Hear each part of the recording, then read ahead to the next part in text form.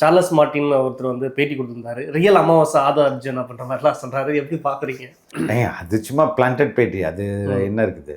அவங்க அப்படி ஒரு ஸ்லீப்பர் செல் வந்து டிஎம்கேவுடைய ஸ்லீப்பர் செல் ஆதவ் அர்ஜுன்னா அதை பற்றி எதுக்கு டிஎம்கே கவலைப்படணும்? நம்மால் தான் அவரு நமக்காக தாங்க அங்கே ஒர்க் பண்ணியிருக்கிறாருன்னு இந்த ரகசியமாக தானே வைப்பாங்க.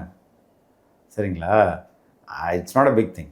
அதே சமயம் காங்கிரஸ் வித் தாவேகா கூட்டணி போகும் அப்படின்ற மாதிரியான பேச்சுவார்த்தைகள் பல விஷயங்கள்ல பல ஊடகங்களில் பேசு பொருளாக இருக்குது. அதெல்லாம் எப்படி பார்க்குறீங்க? பேசிகிட்டு இருக்காங்கன்றது நான் நினைக்கிறேன்.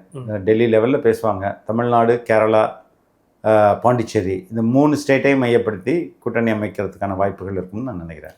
அதே சமயம் கட்சி ஓரளவுக்கு டெவலப் ஆயிடுச்சு. தொடர்ச்சி ஒரு ட்வீட் பண்ணுறதா இருக்கட்டும், இப்போ ஆர்ப்பாட்டம் பண்ணுறதெல்லாம் இருக்குது. ஆனால் ப்ரெஸ் மீட் சந்திக்கலன்றது திரும்ப ஒரு குற்றச்சாட்டாகவே இருக்குது. அது எப்படி பார்க்குறீங்க? அப்போ அதே குற்றச்சாட்டாக தான் நானும் பார்க்குறேன். ஏன் ப்ரெஸ்ஸை இன்னும் தவிர்க்கிறாங்க அப்படின்றத எனக்கு புரியலை.